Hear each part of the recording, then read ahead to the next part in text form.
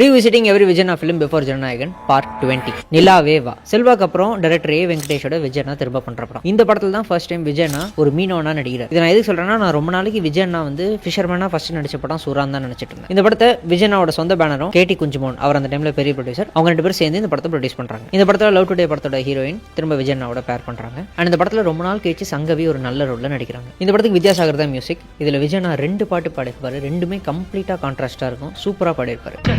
மண்டலத்தை சுத்தம் செய்து சாலைகள் இட்டு வைப்போ, நிலவே நிலவே நிலவே நிலவே நில்லு நில்லு திருவாய் மொழிகள் சொல்லு சொல்லு.